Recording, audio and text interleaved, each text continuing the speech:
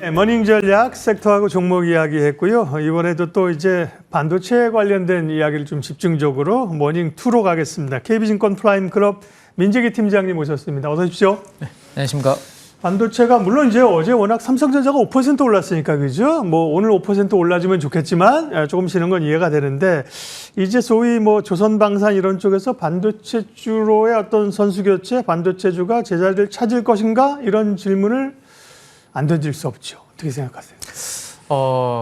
저는 단기 좀 기술적 반등이라고 생각을 일단 하고 있습니다. 낙폭 과대에 따른 반도체, 자동차가 어제 대표적으로 이제 눌려 있다가 튀어오른 섹터지 않습니까? 그렇죠. 근데 그들은 대표적으로 좀 뭔가 우리가 소비를 과감하게 할 수 있을 때 수요가 올라오면서 펀더멘탈이 개선되면서 움직이는 섹터다라는 생각을 저는 좀 가지고 있거든요. 근데 이번에 미중 간의 이제 관세에 관련된 부분들이 90일 동안 유예가 됐고 이 부분이 잘 풀린다면 생각보다 미국의 경기 침체 우려감은 줄어들 가능성이 있습니다. 그죠? 그러면 미국의 연준의 금리나 기대감도 뒤로 좀 더 밀릴 수 있는 그런 부분들이 있겠죠. 그래서 지금 오늘 새벽까지의 연준의 스탠스는 보면 금리 인하는 7월 이후로 한 2번 정도 가능하지 않을까라는 스탠스가 만들어지고 있습니다. 그러면 하반기에 7월 이후에 금리가 좀 뚝뚝뚝 떨어져 주고 시장 금리가 떨어져 주면 이제 비로소 이제 많은 분들이 이제 가처분 소득도 여유가 좀 생기면서 IT 제품들도 좀 소비를 하고요. 자동차도 좀 사고 이렇게 할 겁니다. 그러면 기본적으로 이제 숫자가 좋아지면서 펀더멘탈 개선과 함께 그런 부분들이 좀 움직일 텐데 지금은 워낙 관세 때문에 눌려 있었고 또 이제 상대적으로 좀 피해를 받다 보니까 뭐 이 어느 정도 유예 기간을 주는 바람에 낙폭 과대에 따른 기술적 반등이 좀 나타나는 그러한 구간 정도로 저는 좀 해석을 하고 있습니다. 네. 그럼 반도체 중에서는 어쨌든 간에 추세보다는 기술적 반등으로 보셨는데 그러면 기술적 반등에 조금 연장선으로 본다고 하면 삼성전자 하이닉스 아니면 소부장단? 네, 일단 저는 소부장단을 생각을 하고 있습니다. 물론 어제 삼성전자가 하루에 한 5% 강세 흐름을 좀 보이기는 했는데요.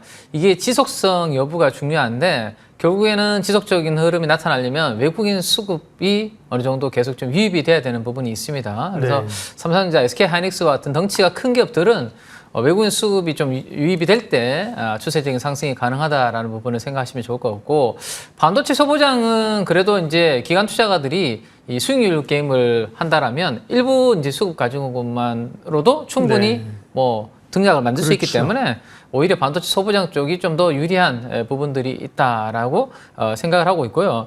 반도체 제가 하락률 상위 종목을 한번 뽑아본 게 있는데 상승률이 아니라 하락률 보면서 이제 낙폭 과대를 뭘 봐야 되냐 이거죠. 네, 맞습니다. 지금 파란색으로 중간 정도에 보면 숫자가 38부터 쭉 아래로 이렇게 되어 있는데 연중에 최고가를 찍은 가격이 있을 거 아니에요, 그죠? 그 가격 대비해서 어제 종가까지의 괴리를 계산해 본 건데 아직도 30% 이상 종목들 테크윙이나 뭐 한미반도체, PSK 홀딩스는 연중 최고가 대비해서 하락률이 저 정도 된다라는 거고 밑으로 갈수록 상대적으로 그래도 대형주거나 아니면 이제 펀더멘탈이 다른 반도체보다는 괜찮거나 라고 이제 볼 수 있는데 우리가 이 시간에도 한번 공부를 했던 엔비디아의 밸류 체인입니다. 엔비디아가 이제 GPU 가격 인상 관련된 모멘텀이 나왔지 않습니까?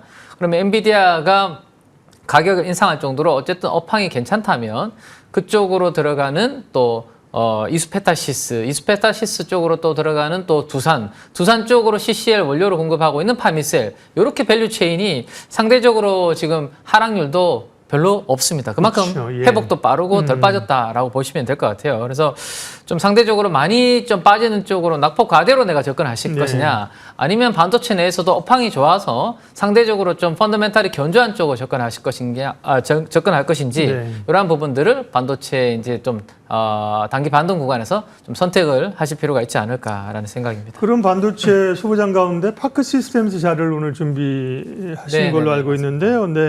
잠깐 코멘트 해주시죠. 네, 사실 이 파크 시스템즈는 두 번째 이야기 드릴 추천 종목이랑 연결되는 부분이 있어서 사실은 반도체 관련된 종목을 준비를 한 건데요.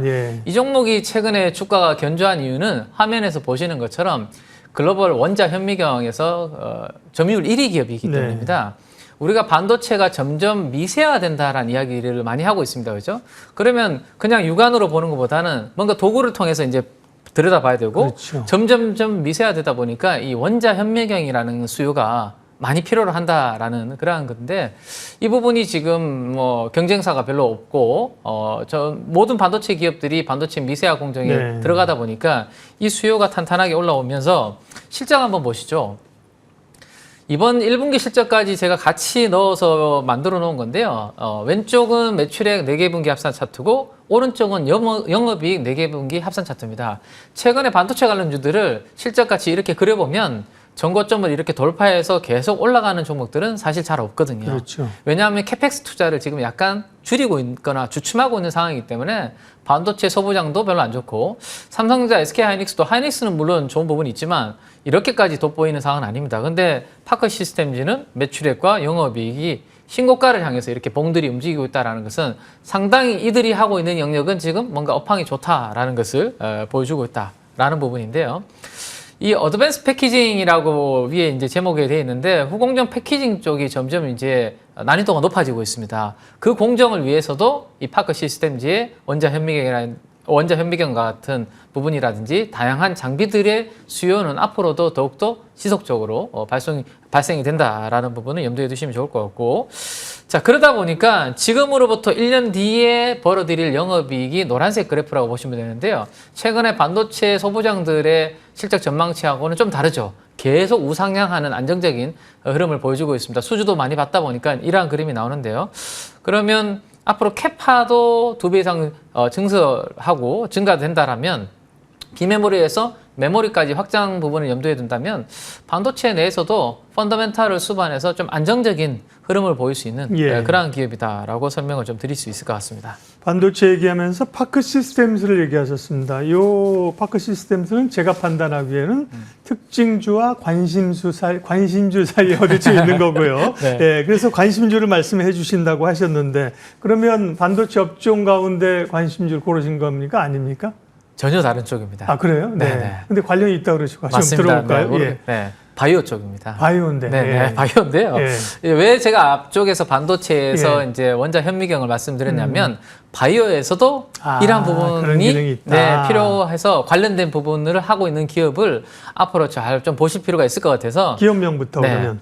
토모큐브라는 토모큐브. 네네. 네. 일본에 상장된 기업 아니죠? 네, 이름이 우리나라 토모큐브 이렇게 약간 상장된 지 얼마 안 되다 보니까 네네. 조금 낯서긴 한데 작년 11월 상장. 네, 맞습니다.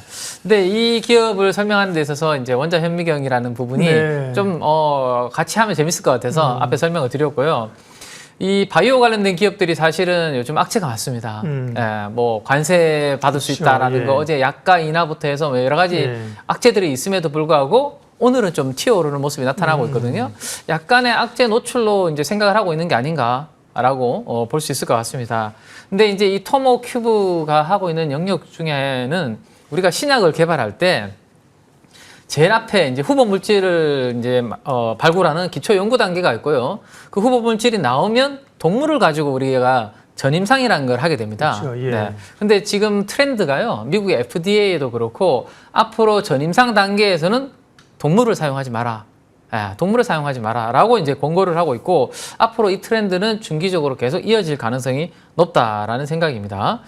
관련된 머니투데이에서 나온 기사까지 열어드렸는데요.